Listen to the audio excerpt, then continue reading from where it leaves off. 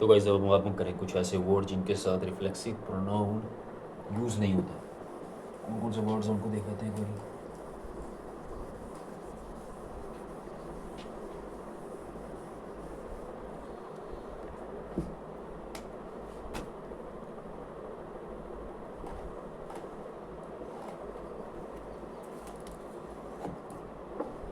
Some words with which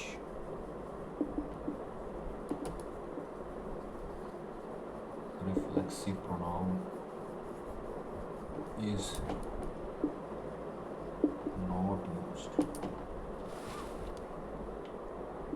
वो है adapt, complain, concentrate, stay, hide, lie down, meet, move, shave, bathe,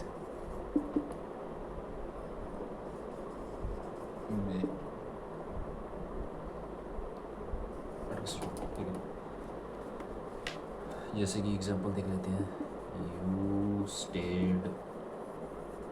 stayed away from the class, away from the class.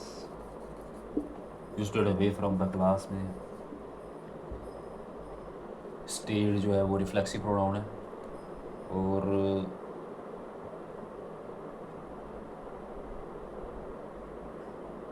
ठीक है, एक और देख लेते हैं इसमें। You qualified for the test. You qualified for the test में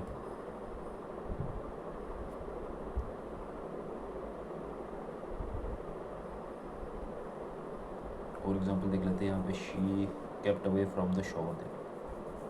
she kept away from the shower there. ठीक है, यहाँ पर अवे आपका रिफ्लेक्सिव प्रोनाउन हो जाएगा। ठीक है,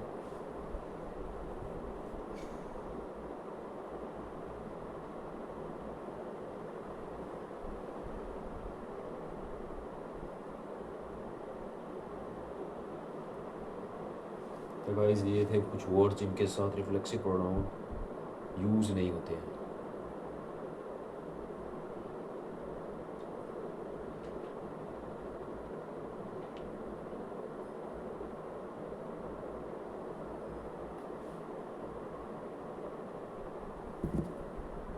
तो गाइस हम करेंगे नेक्स्ट एग्जांपल जो है इंटरोगेटिव प्रोनाउन की।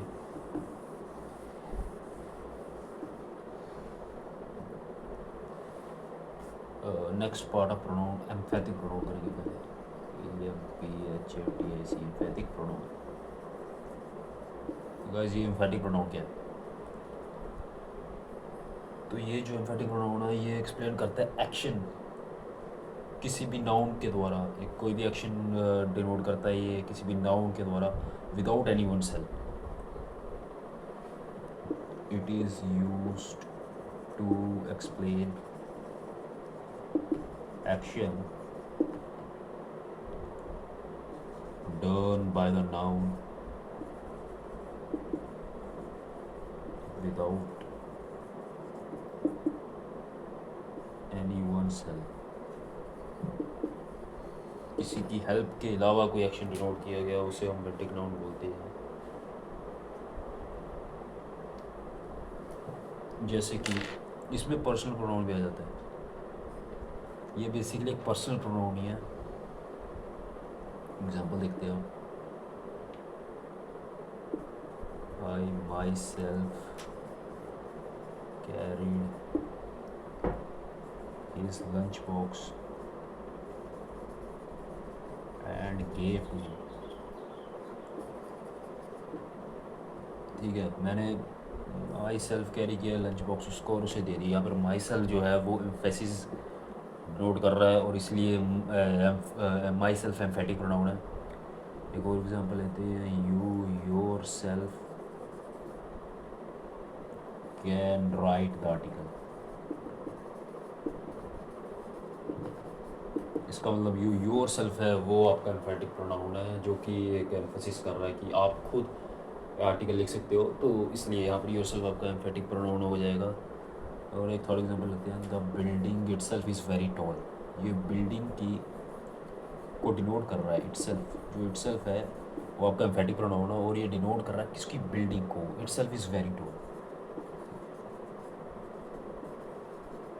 कि बेसिकली एम्फोसिस कर रहा है, ये एम्फोसाइज कर रहा है बिल्डिंग को कि वो बिल्डिंग बहुत ऊंची है। You yourself can write this letter, आप खुद लेटर लिख सकते हो। I myself carried his lunch box and gave to him, मैंने खुद कैरी किया उसको लंच बॉक्स और उससे दे दिया। तो ये सारी एम्फेटिक प्रोनाउन में आते हैं। ठीक है, आई होप आपको ये सब क्लियर हो जाएगा, क्लियर हो गया होगा। It is use to explain और done action done by the noun without anyone help, किसी की हेल्प के अलावा कोई एक्शन किया गया हो तो उसे हम एम्फेटिक प्रोनाउन बोलते हैं।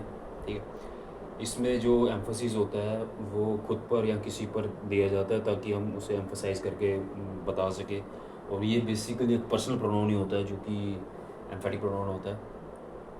ठीक है, इसमें ज़्यादातर खुद के लिए ही यूज़ किया जाता है इसको।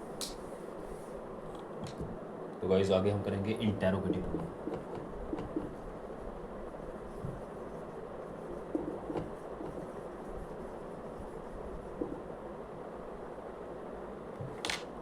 जैसे कि आपको पता होगा इंटेरोगेशन का मतलब होता है क्वेश्चन मार्क्स, तो जो इंटेरोगेटिव प्रोनाउन होते हैं उसे हम यूज़ करते हैं क्वेश्चन पूछने के लिए। It is used to ask questions. ठीक है, तो मेन है जो मेन इंटेरोगेटिव प्रोनाउन जिसका ज़्यादातर यूज़ होता है वो कौन से हैं?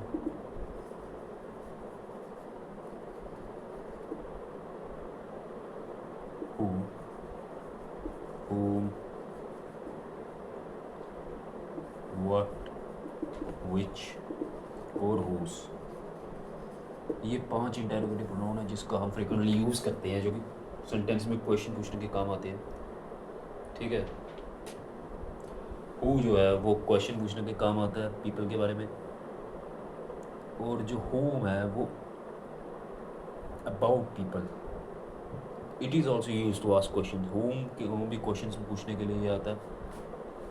व्हाट होता है पीपल के लिए या किसी पर्टिकुलर ऑब्जेक्ट के लिए कोई क्वेश्चन पूछा जाए उसमें व्हाट आता है। विच होता है पीपल और ऑब्जेक्ट्स के लिए, ये भी पीपल और ऑब्जेक्ट्स के लिए यूज़ होता है। और हुज भी आप पीपल और ऑब्जेक्ट के लिए यूज़ कर सकते हो। इसमें एनिमल्स भी आ जाते हैं और इसमें आपके ऑब्जेक्ट्स भी आ जाते हैं। ठीक है, जैसे हम बोलते हैं whose pen is this, whose selection is possible this year, whose bag is this, whose car is this. ठीक है, whose dog is working, whose elephant is that. ठीक है, कुछ ऐसे वर्ड्स होते हैं, सेंटेंस होते हैं जिसमें हुज यूज़ होता है। यहाँ पर एनिमल्स के लिए भी यूज़ होता है।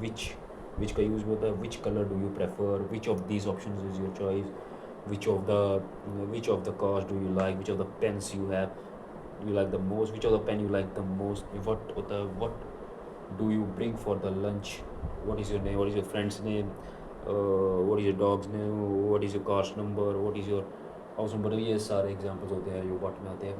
और whom भी होता है, whom do you call at the dinner, whom do you think smart।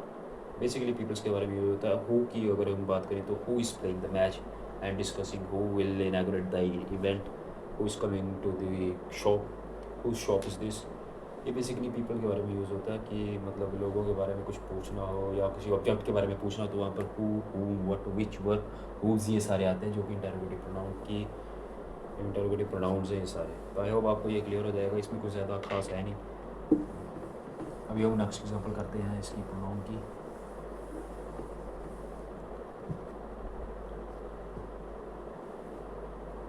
Next example है आपका रिलेटिव प्रोनाउन।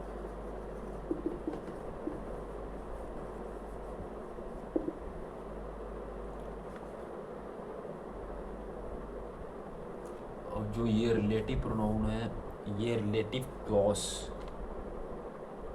इंट्रोड्यूस के लिए यूज़ होता है। It is used to introduce, it is used to introduce relative clause.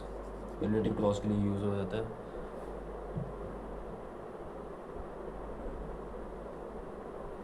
Example,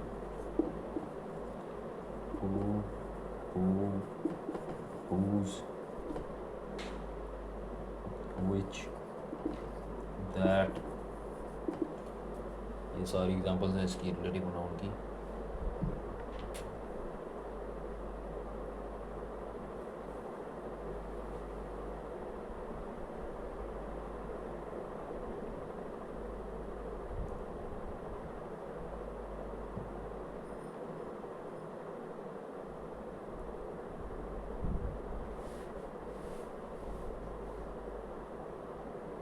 अब who जो होता है, who is used to refer people, people को रेफर करने के लिए यूज़ होता है ये हु, ठीक है।